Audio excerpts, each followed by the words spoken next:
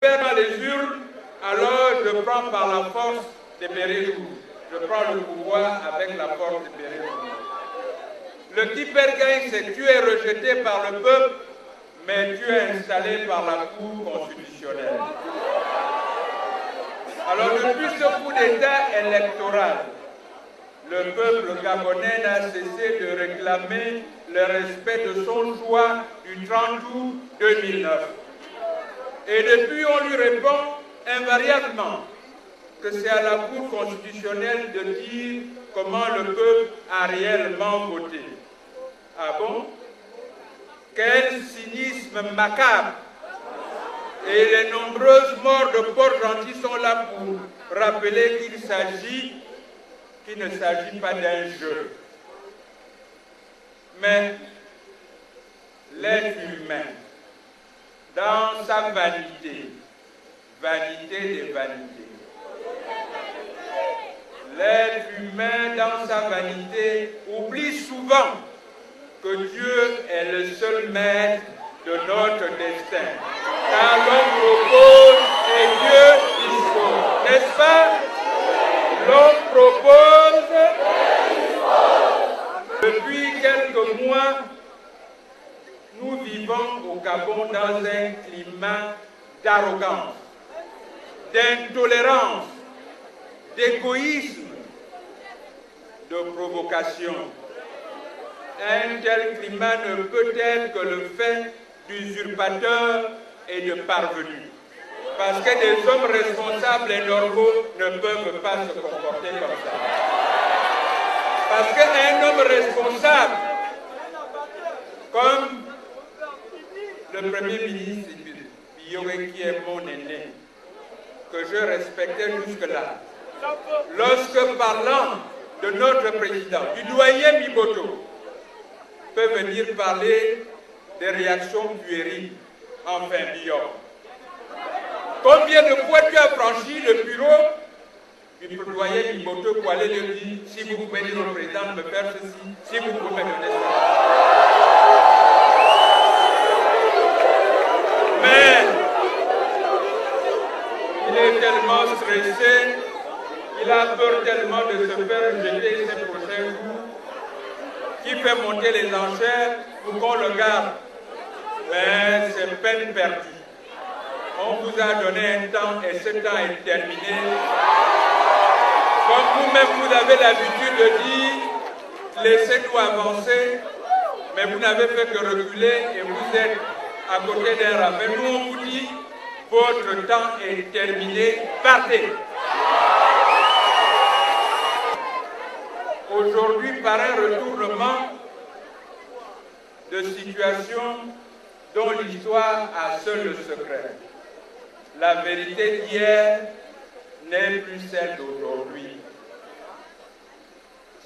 Presque indifférent à la volonté du peuple gabonais de choisir librement ses dirigeants et privilégiant le dictat de la Cour constitutionnelle, la communauté internationale affirme depuis quelques semaines avec fermeté, une fermeté insoupçonnée, la nécessité de respecter le seul choix des peuples.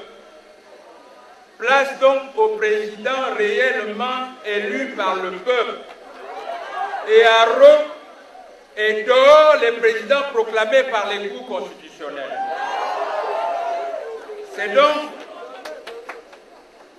C'est cette situation donc que je viens de décrire et la trame de fond de la crise politique que traverse le Gabon depuis les élections présidentielles du 30 août 2009.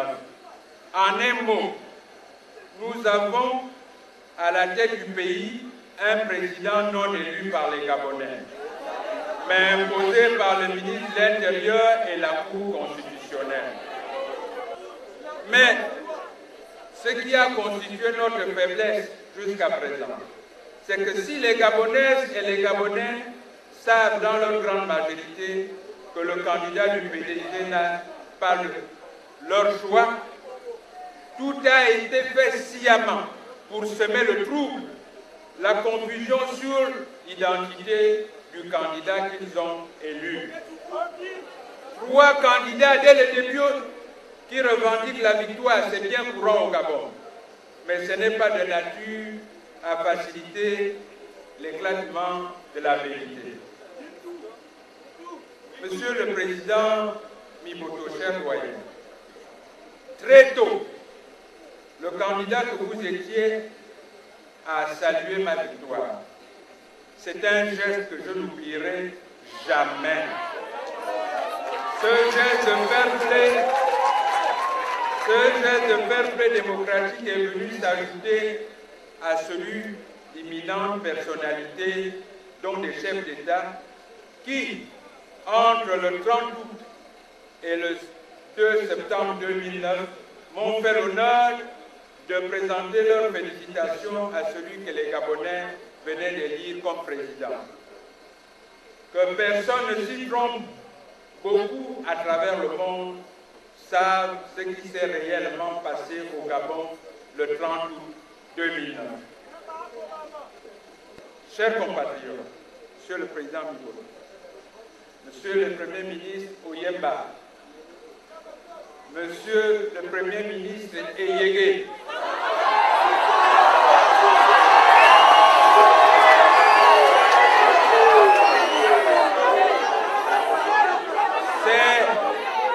c'est un Gabonais serein, c'est un responsable politique serein qui rentre aujourd'hui dans son pays après 5 mois de travail acharné au service de notre pays.